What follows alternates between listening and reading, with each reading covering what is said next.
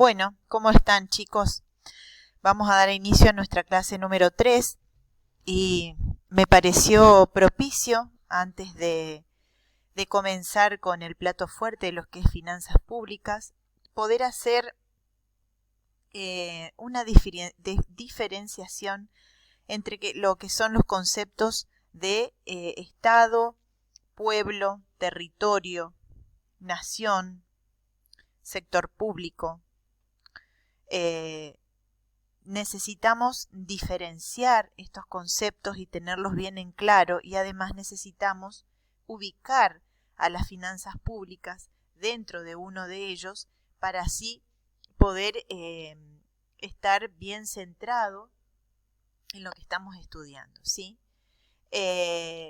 Todo lo que tiene que ver con lo público tiene su propia normativa y su propia ley. Después más adelante también vamos a ver dentro de lo que es el organigrama, de los organigramas del Estado, de la administración pública del Estado provincial y del Estado nacional, dónde está ubicado el departamento o el área de finanzas públicas. Pero bueno, el objetivo de esta clase es refrescar un poco todos estos conceptos, porque seguramente lo estuvieron viendo a lo largo de la carrera en otras materias o en otros espacios. Y es por eso que vamos a repasar un poquito los conceptos de gobierno, Estado, administración pública y sector público. Digamos que es necesario hacer, ¿no es cierto?, una distinción entre estas definiciones y poder esclarecer estos conceptos, porque a veces son fruto de confusiones frecuentes, ¿sí? Confusiones ya sea por no tener en claro cuáles son los límites de uno y de otro, ¿sí? o las responsabilidades de uno y de otro. Así que bueno, yo preparé unas plaquitas para poder hacer un poco más divertido esta charla, y vamos a empezar a hablar sobre la noción de lo que es el Estado.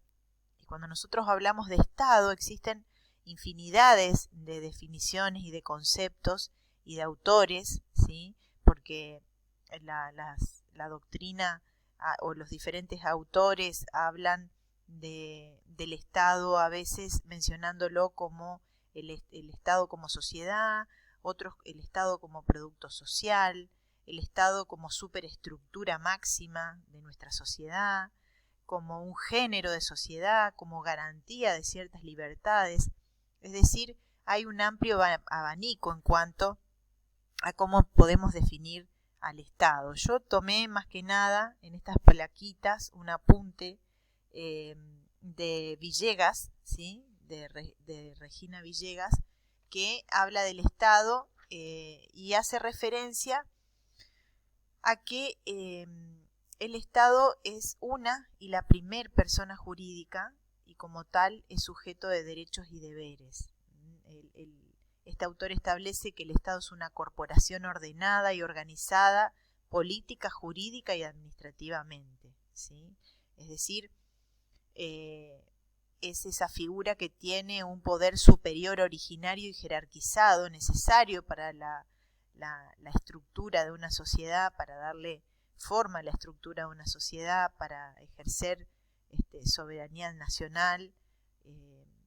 Y bueno, esa es una de las definiciones quizás más abarcativa, porque, bueno, como les puse en la placa, también es un concepto que va cambiando mucho, justamente por la evolución misma de las sociedades, del mundo, del ser humano en sí. Bueno, después Carlos Marx sostiene un concepto más totalizador del Estado, porque toma al Estado como una sociedad en acción, en movimiento, ¿sí? Pero bueno, lo cierto es que es importante tener en claro algo. El concepto de Estado que presupone la doctrina del poder, del territorio, del pueblo, de la Constitución, de la forma de los órganos y organismos, ¿sí? Es decir, ese Estado más totalizador, más abarcativo de todos estos conceptos.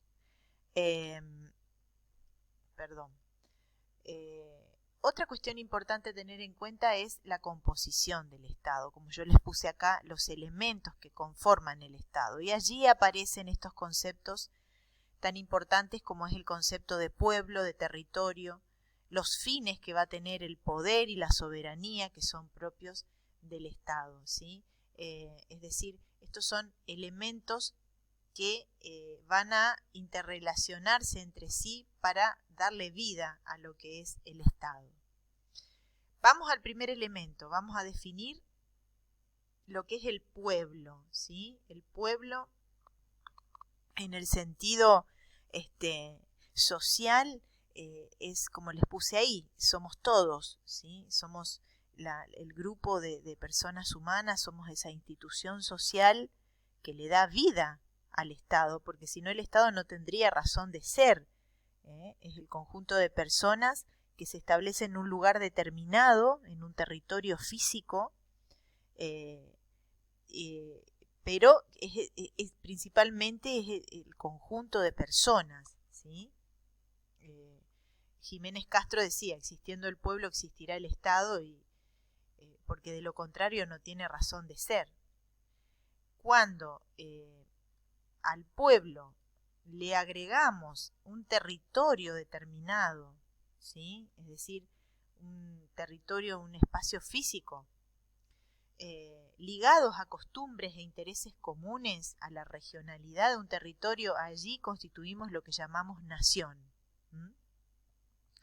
Es una lógica consecuencia del concepto pueblo. Surge el concepto de nación de él, de la esencia del grupo de personas, que se define en los términos de un conjunto de individuos, pero establecido ya en un territorio determinado que tiene sus propias costumbres, sus propios intereses, sus propias formas y maneras de sobrevivir, de producir, de organizarse jurídica y socialmente, ¿sí? El otro elemento del Estado es el territorio, ¿sí? Cuando hablamos de territorio, estamos hablando específicamente de la base física del Estado, ese que se encuentra demarcado por límites específicos, ¿sí?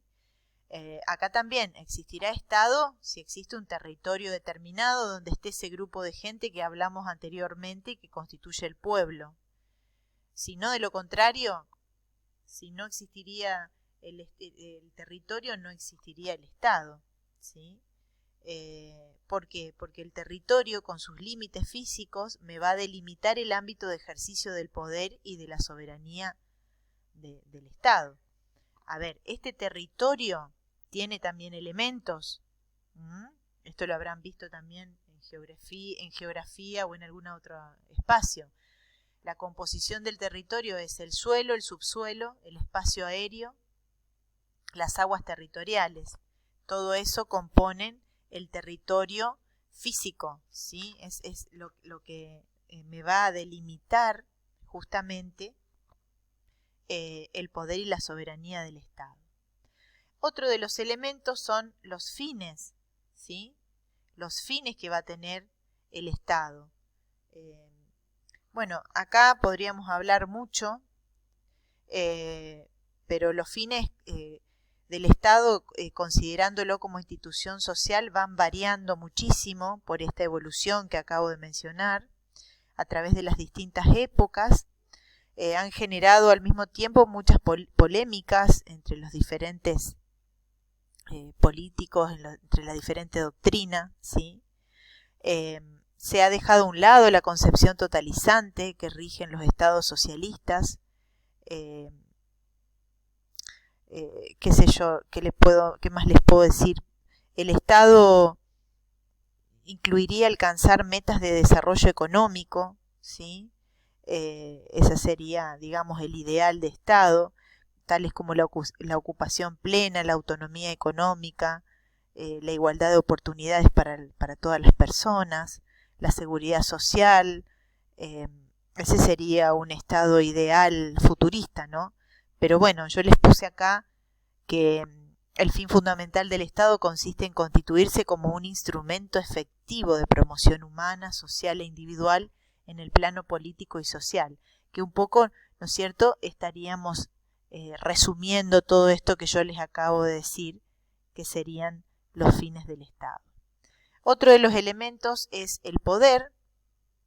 El poder que tiene el Estado es indiscutible porque es una facultad que tiene y que está ligado a la soberanía, y que, digamos, el origen es coactivo, ¿sí? Porque encuentra el límite en la Constitución nada más, ese poder, pero bueno, es una facultad que tiene el Estado y que puede, a través de esa facultad, establecer normas que regulen el orden social, y de esta manera, ¿no es cierto?, poner también límites.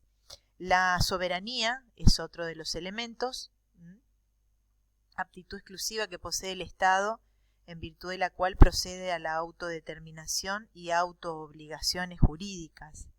Es decir, la soberanía que tiene el Estado y que está ligada al poder también conlleva esta responsabilidad.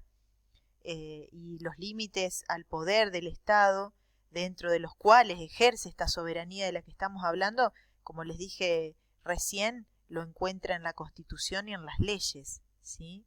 De allí surge que dentro de esos límites del Estado, el Estado puede ordenar y administrar su voluntad, pero dentro de esos límites. Acuérdense de la jerarquía de las leyes, primero la Constitución, luego los tratados internacionales de derechos humanos, luego las leyes nacionales, luego los decretos, ordenanzas y demás. Hay una jerarquía de la cual el Estado no escapa tampoco. Bien, ¿cómo está organizado el Estado para poder ejercer esa soberanía que está ligado a ese poder, para poder establecer estas estructuras jurídico-políticas, sociales de las que venimos hablando? Los mareé, ya sé. Bueno, está organizado por áreas y por niveles. Esto también lo habrán visto en algún derecho. Las áreas son las tres áreas indiscutibles: el poder legislativo, ejecutivo y judicial, que ya ustedes conocen. El legislativo hace referencia a las ambas cámaras, ¿sí? Y tienen, digamos, son los encargados de dictar las normas constitucionales y legales. El poder ejecutivo hace referencia al órgano que aplica esas leyes, que es la presidencia, y el poder judicial, que administra la justicia supuestamente con equidad e imparcialidad. Pero bueno, nosotros estudiamos todo lo que corresponde, no somos opinólogos políticos. Bien, dijimos por área, y también está organizado por niveles. Esos niveles son dos: el nivel político y el nivel administrativo. El nivel político está constituido por el gobierno, ¿sí? Acá aparece otro concepto que tenemos que tener bien en claro. El gobierno es el conjunto de personas que de turno, electa por el pueblo, y que le toca conducir el Estado en un momento determinado. El nivel político es el gobierno, es el nivel encargado de ejercer la dirección superior de los poderes del Estado en ese momento.